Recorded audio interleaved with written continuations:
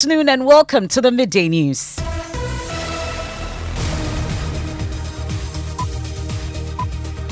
We're live on Joy 99.7 FM here in Accra and Kumasi. We're on Love 99.5 FM. We're also on myjoyonline.com affiliates across Ghana's 16 regions. We're on Radio Somali in Wa, Jubilee Radio in Keta and Mbuipe FM in Mbuipe. We're live on X Spaces. We're on Facebook. The Midday News is supported by Petrol Soul. Your clean fuel in full quantity. Petrol Soul is always a delightful experience. Also brought to you by Dura Plus Ghana Limited, producers of quality PVC and HDP pipes and water tank. We're the only water storage tank with a level indicator, and where Dura Plus goes, water flows. This afternoon, NPP 2024 election tickets nears completion as the flag bearer, Dr. Mahmoud Bawumia, consults President Akufo-Addo on his choice of running mate. I think we have to afford him the opportunity to announce formally his choice. We have exclusive details for you ahead of an NPP council meeting later today. Management of the Oncology Teaching Hospital in a crunch meeting with medical doctors at the Oncology Department following a strike over multifunctional equipment for cancer treatment. Unfortunately, it was due to miscommunication. So this morning they will be meeting with the management, and as I have indicated, this is just a misunderstanding and it will be resolved hopefully today. Or soon, but hopefully today. Stay with me, I'll take you live to G. Now, latest Human Development Index report reveals a precarious situation in Ghana's health sector, with 50% of locally trained doctors working abroad due to poor conditions. We'll tell you more as there's a warning that the situation could worsen if no pragmatic steps are taken. We have sports. Heated debates in Parliament as the minority criticized Sports Minister Mustafa Yusuf for withholding the 2023 African Games financial report. And much later, Ghanaians caught up in protests in Kenya narrate harrowing experience as protesters stormed Kenya's parliament, burning part of the building. So first it was the library, from the library to the tunnel, from the tunnel to the bunker, from the bunker to one of the committee rooms. What they did today was not different from what we saw in the United States of America on January 6th. We'll get to hear the ordeal of a Ghanaian MP more as Ghana's High Commissioner there warns Ghanaians against travelling to the East African country after the clashes resulted in the death of 5 persons. That and more here on the Midday News. I am Emefa. Apawu, this is your home of independent, fearless and incredible journalism. Please do stay with us.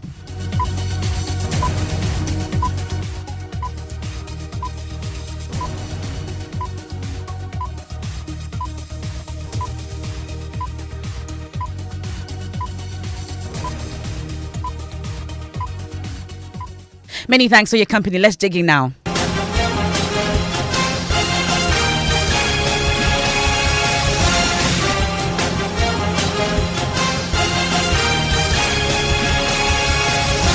We start off from the election headquarters, made possible by Petrol Soul, clean fuel in full quantity. CIMA, the Chartered Institute of Management Accountants, CIMA AICPA, and CIMA together as the Association of International Certified Professional Accountants, the German Ozone Medical Center, Alternative Therapy, Dental Wellness and Beauty, Chopbox Technologies, the Convenient Service, Youth Bridge Foundation, Building Gaps for Positive Youth Development. And this afternoon in your election headquarters, we're focusing on the NPP, and Joy News can exclusively report that the flag bearer of the New Patriotic Party, Dr. Mahmoud Bawumia, has consulted President Akufo-Addo on his choice of a running mate for the December 7 presidential polls.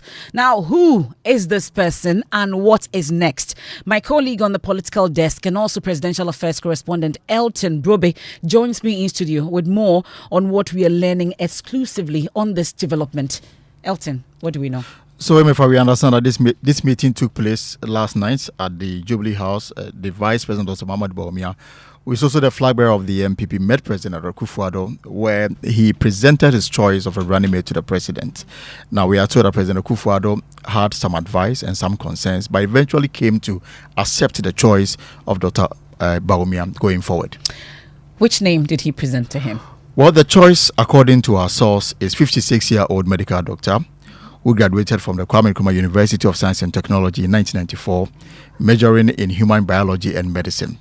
Had postgraduate studies in clinical epidemiology at the Netherlands Institute of Health Science in 1998, pursued postgraduate training in surgery in the UK, and also at the Kennedy School of Government and at Harvard, where he studied leadership and governance in 2002.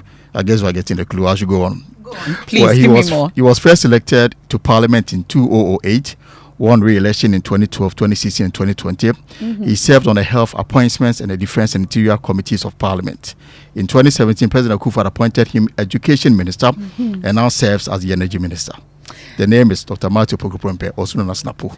Well, is this coming as a result of the National Intelligence Bureau survey? It is unclear, but what we have picked is that Dr. Matthew Opoku Prempeh appears to be the choice of the grassroots of the party. Okay. And according to our sources, even before he won the flabbergasting race of the MPP, Dr. Bawumia had made it clear who he was going to choose as a running mate. So this did not come as a surprise at this meeting yesterday. And President Akufo accepted this choice. We understand that he offered some advice, but eventually came to accept the choice of Dr. Bawumia. So what's next? Next is that we are picking information. Dr. Bawumia is likely to meet the council of the party, where he will formally present the name to the council. If it is accepted, then a formal announcement will come forth.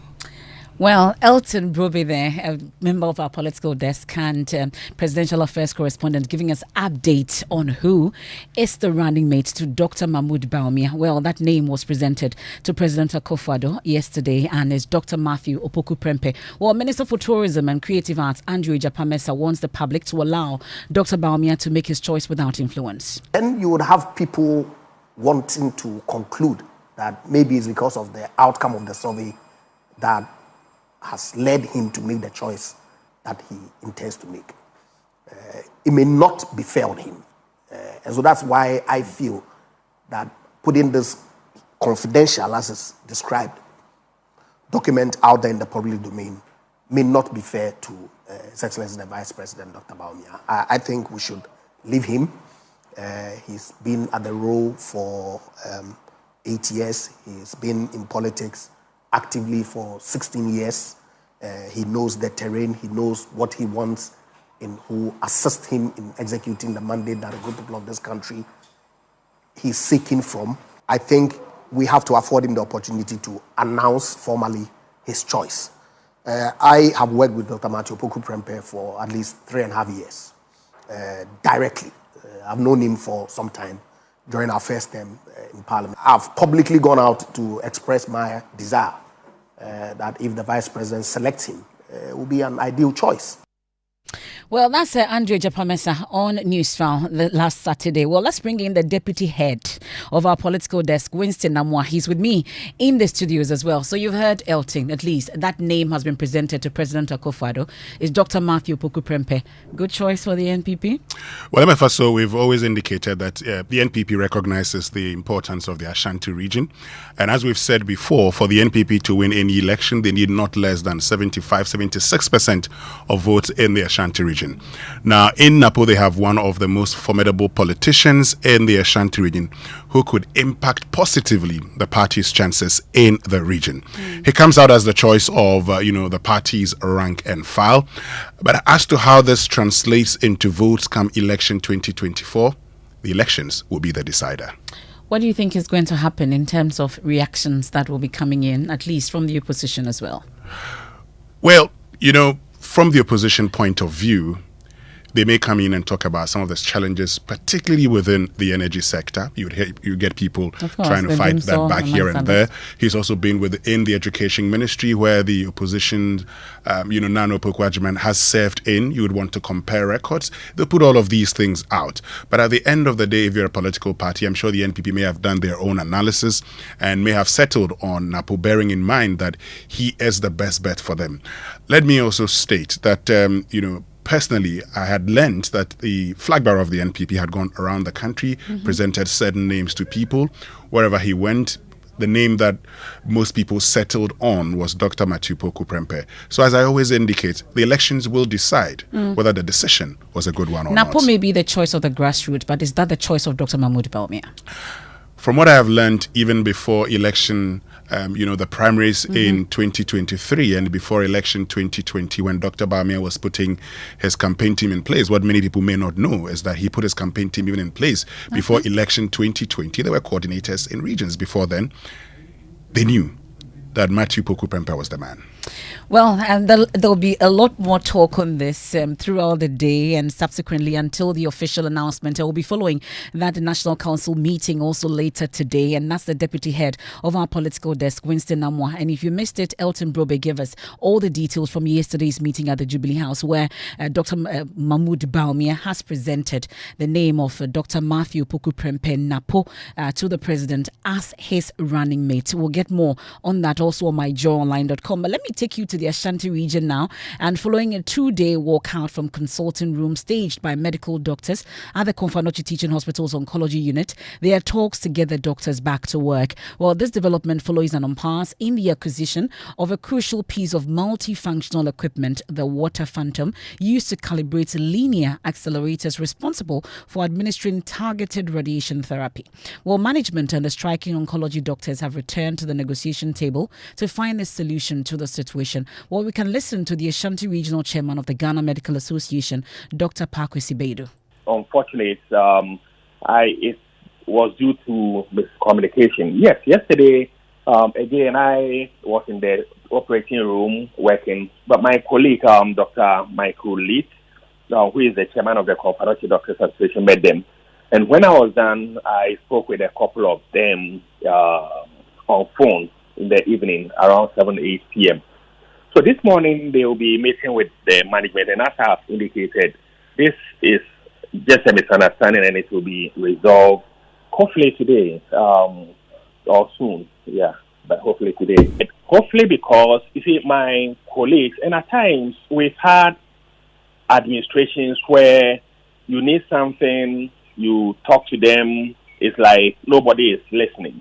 So I think based on that experience, they took this decision. But I can verify. You see, the hospital had to go through a lot of processes to pay an amount of $109 or so million. But the management of Konfanochi Teaching Hospital insists it will take time to receive the machine despite proof of letters of credit to its suppliers. Kwame Frimpong speaks for the hospital. We have evidence of the establishment of letters of credit. We have evidence of emails that we've sent to our bankers to notify the intermediary bank of the supplier to remind that intermediary bank that the letter of credit has been established. Because we're speaking to the supplier, and the supplier is saying that it is waiting for notification from its intermediary bank to confirm the receipt of the letter of credit. And when that is done, within 3 days, the equipment can be airlifted to Ghana, and they will send out the engineer to come and do the installation. This information, we believe, are available to the directorate, because in large part, they even gave us this information, even though subsequently we've had emails concerning this arrangement. I wonder if even they are made the chief executive today, the doctors, or they are made to constitute management of the hospital today. There's nothing additional that they can do apart from what management has done so far. There's nothing. Every obligation of management has been discharged as far as these arrangements are concerned. We've made the money available, we've got the letters of credit established. What else can management do? That's Kwame Frimpong, spokesperson for the Konfanochi Teaching Hospital. Let's go live on the ground for the latest on the situation. Nana Buachi Dankwa Yadom is at the hospital. Nana, what's the current situation as you've witnessed at the Oncology department? Nana Buachi Dankwa Yadom there on the phone, but we'll try and reconnect to my colleague Nana Buachi on this situation. Meanwhile, the Health Minister, Dr. Bernard Okoboy, has dismissed assertions that the government is eager to complete hospital projects in the Ashanti region for political gains. The minister, who is touring the region, says the government will see to the completion of the Swami and Syria hospitals by September this year. He spoke to the media after an inspection of the Swami hospital in Kumasi. I had to read this to remind all of us that good things don't happen in a day. They happen over a period. And this reminder is important because we are in an election year. So that if you see a facility like this being commissioned in September and God willing in October, people entering to have access, remember that it was birthed or conceived way back in 2020. 12 of such facilities.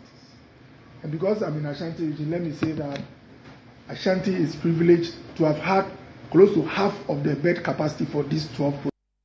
Well, he also spoke on the oncology situation and insisting that there will be a swift intervention on this. Nana Buachi joins us live from Konfanochi once again. Nana, what's the situation where you are?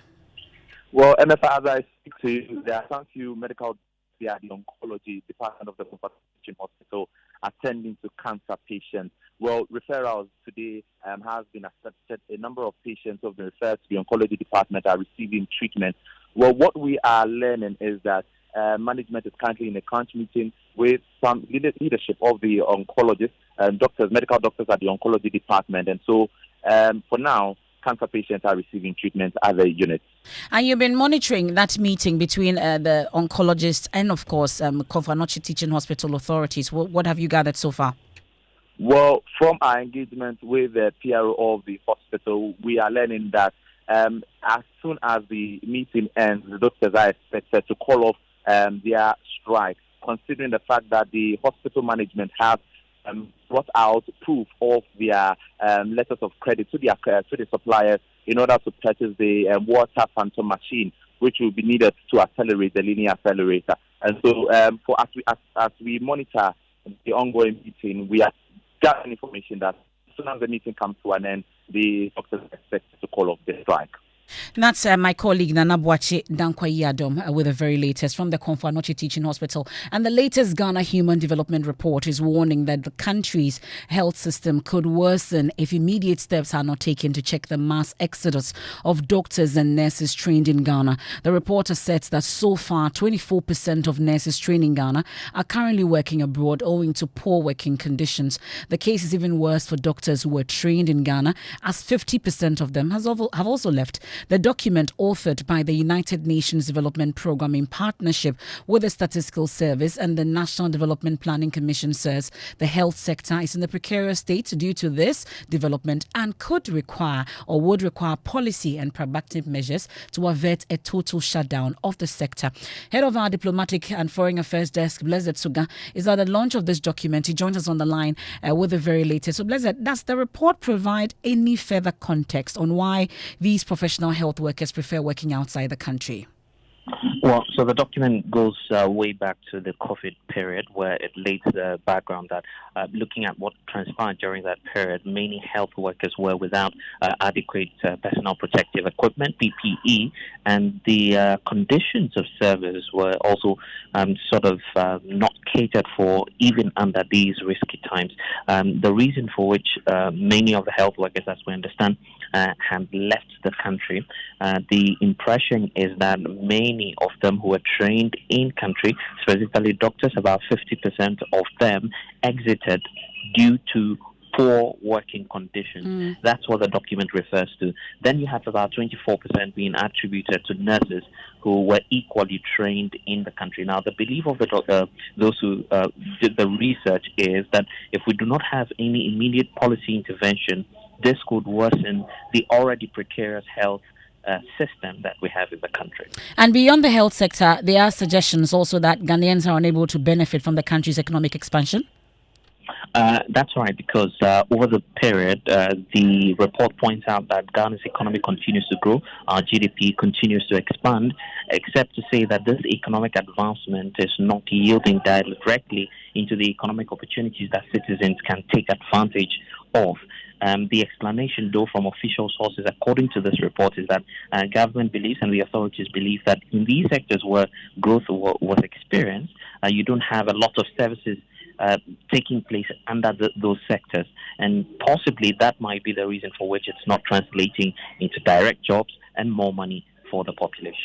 That's my colleague Blessed Suga there giving us update on the Ghana Human Development Report launched a while ago, authored by the United Nations Development Programme in partnership with the Statistical Service and the National Development Planning Commission. We'll give you more subsequently. Now let's head to the court, and the Court of Appeal has struck out an application by Reverend Kusi Boateng, praying the court to overturn a High Court decision that dismissed his application to restrain North Tong MP Samuel Okudzeto Ablakwa from linking him to discussions around the National Cathedral project. Well, this is the third attempt by the Secretary to the Board of Trustees of the National Cathedral to get a favourable outcome from the court. While delivering the ruling Wednesday morning, the panel of 3 judges contended that the application by Reverend Kusi Boateng did not comply with the rules of the court.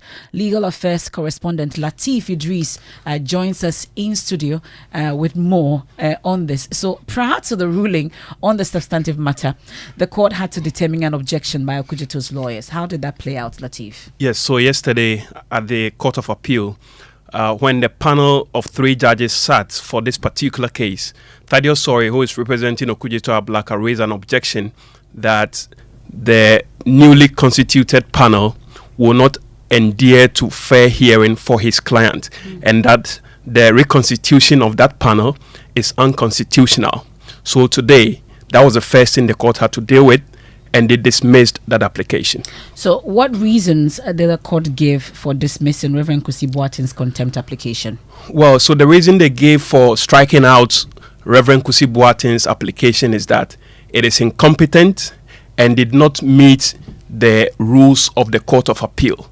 Per the rules of the Court of Appeal, if you want a decision to be overturned, and particularly in this instant case, Reverend Kusi Boateng had pointed out that the High Court judge erred when he dismissed that application of contempt. Okay. Now, in the rules of the Court of Appeal, you have to point out exactly what you mean by the court erring. In the court's own estimation, Reverend Kusi Boateng's lawyer failed on that score. They didn't point out to the Court of Appeal where the High Court's judge erred in dismissing that application. And so they described it as incompetent, and then it was struck out. And was Reverend Kusi Boateng himself in court this time? He wasn't in court today. And so the next phase is that the court, so immediately Reverend Kusi Boateng went to court, Okudzeto Ablaka followed him there and asked the court to strike out his initial application. Then his lawyers, Reverend Kusi Boateng's lawyers, went back to the Court of Appeal and said they want to file additional grounds. So today's ruling is based on the initial application they filed. Okay. So the court has given them 7 days to refile, if you like, and then a determination will be made on somewhat the same issue, but the court has given them additional days to refile.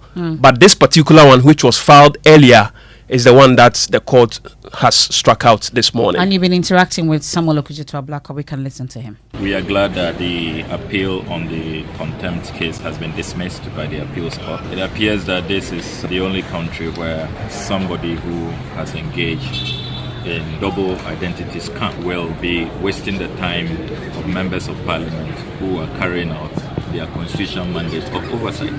That's all we are doing. That's all we are doing. And is this a fair price to pay for carrying out your constitutional mandate? And have you noticed that he never comes to court? He never comes to court. We have work to do. We have parliament to go to. We have parliamentary committees. We have our constituents to take care of. We have other constitutional obligations as members of parliament. And he keeps filing appeals upon appeals upon appeals when the matters are very clear. We were only carrying out our mandate to scrutinize expenditures of the National Cathedral project.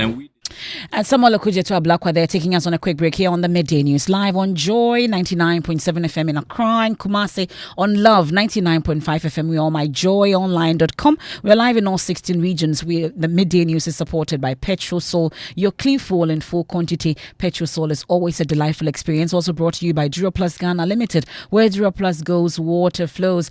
NPP 2024 election ticket nears completion as Dr. Mahmoud Baumia presents the name of Dr. Matthew Opoku-Prempeh to President Akufo-Addo as his choice of running mate. I've been bringing you exclusive details. Plus, later we'll bring you details from the NPP National Council meeting. We'll return from the break with sports, and Ghanaian MPs caught up in protest in Kenya narrate harrowing experience as protesters stormed Kenya's parliament, burning part of the building. From the library to the tunnel, from the tunnel to the bunker, from the bunker to one of the committee rooms. What they did today was not different from what we saw in the United States of America on January 6th.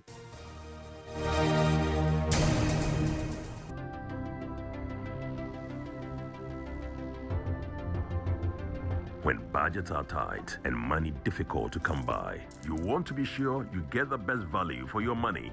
These are not times to be spending money fixing expensive engine problems because of cheap fuel and lubricants. Drive to a Petrosol station today and buy your quality fuel and lubricants, and rest assured of fuel that lasts long and lubricants that prevent expensive engine problems. Hear the sound. Petrosol, clean fuel in full quantity.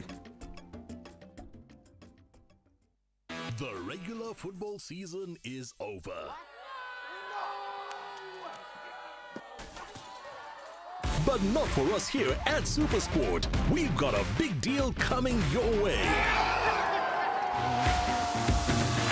Get connected to DSTV to see some of football's biggest names starring in all 51 matches of Euro 2024 live and in HD. Now that's a big deal. The luckiest. Luck is everywhere for everyone. Yeah. The luckiest. Luck is everywhere for everyone. Yeah. Nurses, barbers, drivers, bouncers, friends, teachers, bankers. You could be the luckiest. You could be the luckiest. East, west, north, south, you could be the luckiest. You could be the luckiest. Accra to Paga. Let's go. The luckiest. Luck is everywhere for everyone. Yeah. The luckiest. Luck is everywhere for everyone. Yeah. Doctors, nurses, barbers, drivers, bouncers, friends, teachers, bankers. The luckiest. You could be the luckiest. Let's do sports on the Midday News. Mubarak, what we have? Yes, Emefa. So the Sports Minister Mustafa Yusuf presented a report to Parliament about the African Games hosted by Ghana back in March. However, the report did not include details about the amount spent on the Games, which caused concern among the minority. Here is their leader, Tuforsin, and a member of the group, Okujetu Ablakwa. $50 million was allocated to a company called M&L Company Limited for 18 days. You cannot come here, deliver a statement without accounting for that. The Speaker, this is public money. There is no mention of how much this country has spent on the Games. What is the Honourable Minister concealing from this House? What is he hiding? Well, yeah, the Sports Minister has responded. He says a full disclosure will be made in due course. To all members here, that as a minister, we will account for every CD. Every CD is going to be accounted for the Games. And I just want you to know that the reason why this statement do not capture the financials is because you have ordered your ranking member to file a question. The question has been admitted by the Speaker of Parliament, and he has been referred to me, and I'm ready to come and respond. So that is why it wasn't captured. It is not that we are hiding anything. I want that clarity to be made. Yep, Sports Minister Mustafa Yusuf. Back to you, Emefa. Thank you very much, Mubarak. It's time for fact-checking. Today we are focusing on claims by the STC boss and Deputy Chairman of NPP flag bearer, Dr. Mahmoud Bawumia's campaign team, Nana Akumia, on Ghana's GDP growth rate. He made these claims during an interaction at the party's town hall meeting in the United Kingdom. Head of our research desk, Raymond Akwa, joins me in studio with more on the claims and the verdict. Well, what exactly, Raymond, did Nana Akumia say, and what is the verdict? Now, Nana Akumia said Ghana's economy was the best in the world in terms of GDP growth, referencing the years 2017 to 2019. Ghana economy GDP growth was the best in the world. 8%, 2017, 6.5, 2018, 6.2, 2019. What's the verdict? Now, the GDP growth rate of 2017 was indeed 8.1%, but the claim that this was the best in the world is completely false. Now, data from the IMF indicates that there were other countries that had growth rates exceeding what Ghana got in 2017. For example, Libya's growth rate was 32.5%. That of Guinea was 10.9%, and Ethiopia also bested Ghana with 10.2% growth rate. Now, Nana Akomia's claims for 2018 and 2019 are also false, for the avoidance of doubt. Firstly, he appeared to have switched the GDP growth rate, that's a 6.2% growth rate for 2018, with the 6.5% for 2019. Substantively, the 2018 Ghana GDP growth rate was not the best, even in Africa. Burkina Faso, Gambia, Benin, and others had GDP growth rates higher than that of Ghana in 2018. Again, in 2019, Ivory Coast, Benin, Uganda, all had GDP growth rates exceeding Ghana's 6.5% rate. Like I always say, watch what you're saying, because it will be fact-checked by the Joy News research desk. And it's about time for us to head out, but we have 3 days to go for the Joy News Impact Maker Awards. And today we're focusing on Eunice. She was nominated for the Impact Makers Awards, and she's been telling us how it feels. Eunice Ejapong. I'm a teacher by profession. I was posted a year after service. I was posted to the community, which they have not started. Officially, the school wasn't open. So I went to speak to the assemblyman, and he informed me that yes, there's no school, but due to the nature of the road, vehicles knocked the case here and there, so the town decided they want a school. So they have started constructing it, but it's not yet ready. So if we want to start, then we should start this academic year. That was what he said. Well, that's Eunice Ejapon Stories, our impact maker. And it's this Saturday at the Accra International Conference Center. Will be live on the Joy News channel on Joy 99.7 FM. She was nominated in a small community, Noka, in the Eastern region. MNJ, what's up? Let's wrap up. Well, Kenya is trending alongside hashtag Reject Finance Bill 2024. People have been sharing their opinions about what happened yesterday and on social media. And Sarkodie isn't the trend for what's happening? An amazing performance on the Hennessy Cypher, which was released last night. And he's the only Ghanaian. Was Ghana, Nigeria, Kenya, South Africa, and many more. And people have been talking about his flow on the Cypher. Well, and that's how we wrap up today's edition of the Midday News. There's more when you log on to myjoyonline.com. Living Word with Pastor Mensaltable, Elijah to Elisha, episode 6 is up next. I am Emefa Apawu. Many thanks for your company. Have a good afternoon. I never mess with majors. I'm with my documents, it's like 1,000 pages. I want my freedom because most of my homies are locked in cages. It's been a decade, I'm rapping.